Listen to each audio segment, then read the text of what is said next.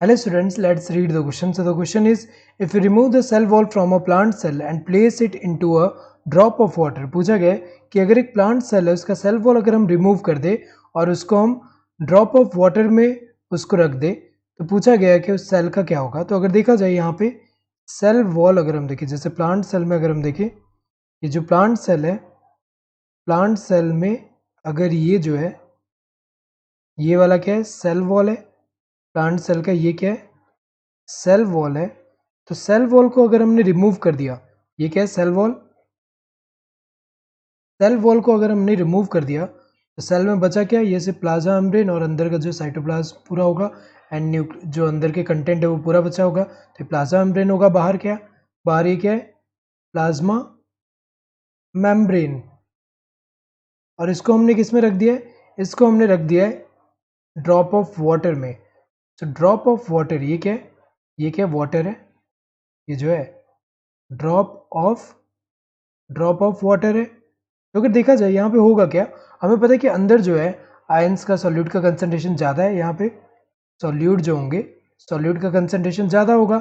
यहाँ पे solute concentration क्या है, ज़्यादा है। बाहर अगर हम देखें वाटर ज़्यादा है, यहाँ पे सॉल्यूट कंसंट्रेशन कम है। तो क्या होगा, जहाँ पे सॉल्यूट कंसंट्रेशन ज़्यादा होगा और यहाँ पे क्या होगा, सॉल्यूट कंसंट्रेशन अगर हम देखें एक तरह से कम है, वाटर ज़्यादा है यहाँ पे।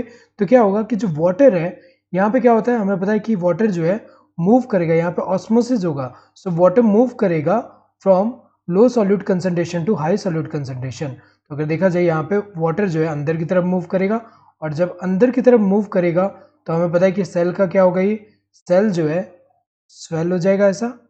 अगर हम देखें ऐसा स्वेल हो जाएगा सेल। यहाँ पे क्या होगा, यहाँ पे जो वाटर एंटर ज़्यादा हो जाएगा तो यहाँ पे क्या हो जाएगा, स्वेल हो जाएगा। और स्वेल होने के बाद क्या हो जाएगा, ये जो है बर्स्ट हो जाएगा। इसके बाद क्या हो जाएगा, बर्स्ट हो जाएगा। तो अगर देखा जाए यहाँ पे हो क्या रहा है, अगर हम सेल वॉल रिमूव कर दे और ड्रॉप ऑफ वाटर में रख रहे हैं तो यहाँ पे क्या होगा, वाटर का मूवमेंट जो ऑस्मोसिस हो रहा है उसमें क्या होगा, वाटर का मूवमेंट होगा कहाँ से, कम सॉल्यूट कंसंट्रेशन से हायर सॉल्यूट कंसंट्रेशन की तरफ। तो यहाँ अंदर वाटर ज़्यादा अंदर आ जाएगा, तो इससे क्या हो जाएगा, ये पूरा सेल जो है यहाँ पे क्या हो जाएगा, स्वेल हो जाएगा। और स्वेल होने से क्या होगा, इसका मेम्ब्रेन जो है बर्स्ट हो जाएगा। तो अगर देखा जाए यहाँ पे क्या होगा, द सेल वुड बर्स्ट, ये third one is the correct answer. The cell divide mitotically, ये तो इनकरेक्ट है क्योंकि सेल का माइटोसिस से अगर हम देखें यहाँ पे इससे कोई लेना देना यहाँ पे नहीं है। यहाँ पे क्या हो जाएगा, स्वेल होके बर्स्ट हो जाएगा। The cell would shrink, shrink तो नहीं होगा, श्रिंक मतलब क्या होता है कि पानी अंदर से बाहर की तरफ आता है। पानी अंदर से बाहर तब आता जब बाहर सॉल्यूट कंसंट्रेशन ज़्यादा होता है, अंदर सॉल्यूट कंसंट्रेशन कम होता है। तो वाटर मूव करता है कम सॉल्यूट कंसंट्रेशन से हायर के टूवर्ड। तो क्या होता है, श्रिंक होता है। श्रिंक तो नहीं होगा क्योंकि बाहर अगर हम देखें यहाँ पे अंदर सॉल्यूट कंसंट्रेशन ज़्यादा है। सेल वुड बर्स्ट, ये करेक्ट आंसर है। नथिंग वुड हैपन, ये तो गलत है कि कुछ भी नहीं होगा, ऐसा तो नहीं है। यहाँ पे ये जो सेल है इसमें वाटर एंटर करेगा और सेल जो है स्वेल होकर बर्स्ट हो जाएगा। Correct answer would be this third one. Hope you understood the question. Thank you and all the best.